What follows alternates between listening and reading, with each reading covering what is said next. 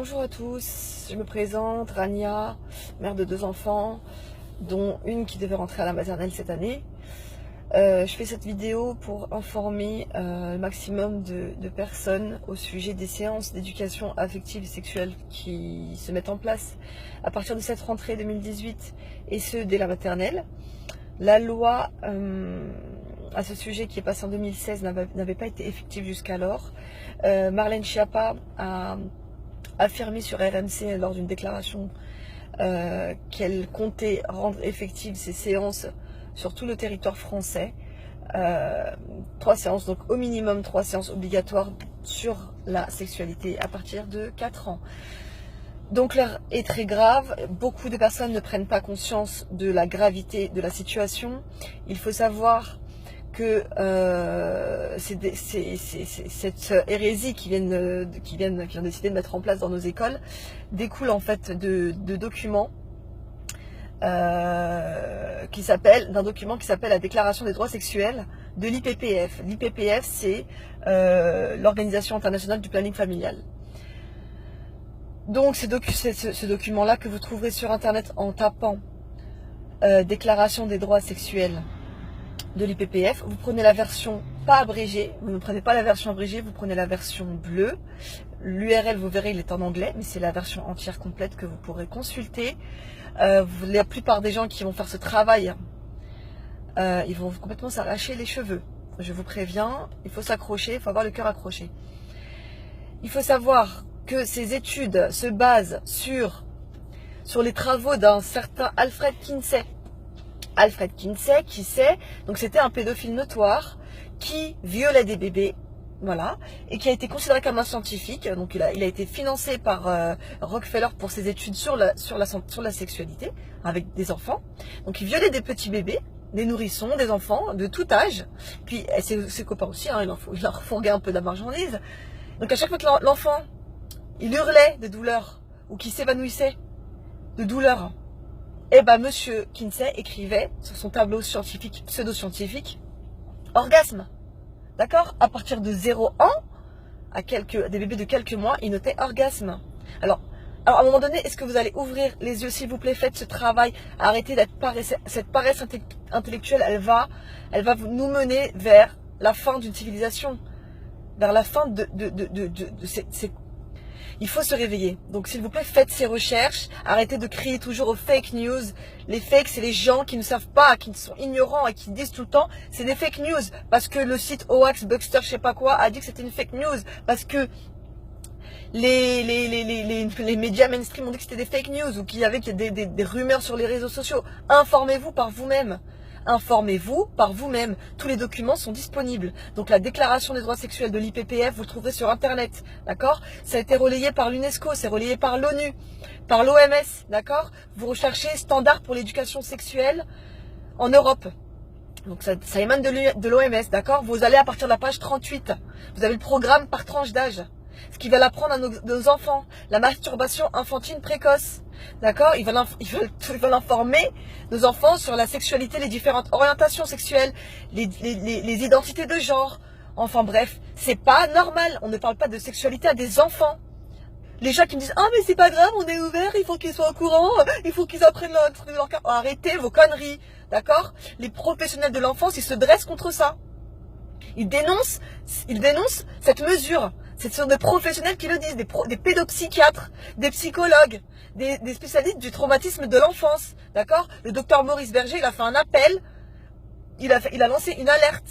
D'accord?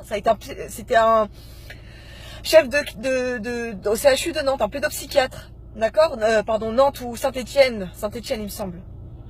Donc à un moment donné, il faut arrêter de prendre à la légère ces choses-là. Alors on va promouvoir l'homophobie, on va promouvoir la sodomisation, ça va être normal. On va expliquer aux enfants qu'on peut dire oui, qu'on peut dire non, que les abus violents c'est pas bien, mais les abus qui sont pas violents c'est pas grave. En gros, il faut se réveiller. C'est clairement en relation avec la loi Schiappa qui est passée cet été. Le 1er août, elle a été promulguée, la loi Schiappa qui ne pose pas d'âge minimum pour le consentement sexuel d'un enfant. Ça veut dire concrètement qu'un enfant il pourra avoir des relations sexuelles avec un adulte. Et que vous pourrez rien faire parce que s'il a dit oui devant la loi, eh ben vous ne pourrez rien faire. Il n'y a aucune loi en France qui protège les enfants des viols. Il n'y a aucune loi. Il y a juste une jurisprudence de 0 à 5 ans, d'accord, qui protège les enfants de 0 à 5 ans. Et c'est une jurisprudence, ce n'est pas une loi, d'accord. Franchement, j'en tremble, j'en dors pas. Il faut se réveiller, bordel. Il faut que vous en parliez à vos voisins, vous en parlez à vos amis, tout ça. Donc, cette loi Chiappa, au départ, il faut savoir que les associations d'aide, les collectifs d'aide contre les violences sexuelles pour les enfants, etc., les viols, blablabla, ils avaient demandé un minimum de 15 ans. Ils avaient promis, le gouvernement, à ces associations de mettre ça dans la loi un minimum de 15 ans. Après, ça a été soi-disant dit, soulevé que c'était cette clause de non-consentement irréfragable serait inconstitutionnelle, parce qu'en fait, effectivement, elle apporterait atteinte à la présomption d'innocence de l'accusé. Mais attendez, comment on peut protéger un accusé face à un mineur, face à un enfant de 5 ans, 6 ans? Comment? Est-ce que vous allez vous réveiller ou pas? Vous comprenez la dangerosité de la chose ou pas? Ça veut dire que là, demain, donc ils ont dit que excusez-moi, ils ont dit que c'était ça serait inconstitutionnel. Mais alors, comme je disais, quand ils veulent toucher la Constitution pour s'octroyer des privilèges, d'accord, il n'y a pas de problème, ils touchent la Constitution. Ils travaillent dessus, il n'y a aucun souci. Quand ils veulent la réécrire, quand ils veulent la changer, il n'y a pas de problème. Et pour les gosses, ils n'ont pas été capables de le faire. À un moment donné, il faut se réveiller, il faut arrêter de croire qu'on vit dans un monde de bisounours et qu'ils nous veulent du bien là-haut. Hein. Non, mais c'est pour le bien-être des enfants. Mais arrêtez. C'est clairement une volonté de pervertir les gosses. S'ils veulent les pervertir, d'accord? Donc maintenant, un enfant qui a été victime d'un viol, il devra prouver son consentement, prouver qu'il a été victime, qu'il s'est débattu assez. Comment vous voulez, vous, qu'un enfant prouve qu'il a dit non? Ou qu'il a dit oui? Enfin, il faut dire qu'il a dit non, pardon. Comment voulez-vous qu'un enfant prouve qu'il a dit non? Est-ce que vous allez vous réveiller? Demain, si ça arrive à votre gamin, vous allez faire quoi? Quand la justice, elle vous dira, bah non, la justice, elle vous dira, votre enfant, il était consentant, il a eu ses séances d'éducation, il a été sensibilisé à la sexualité dès son plus jeune âge. Donc, il est au courant de ce que ça implique. Donc, s'il ne s'est pas débattu, c'est qu'il était consentant. Un enfant de 5 ans, 6 ans, consentant. Faut se réveiller. Ça vous suffit pas toutes les peines de sourcils qu'ils prennent, ces connards, ces pédophiles.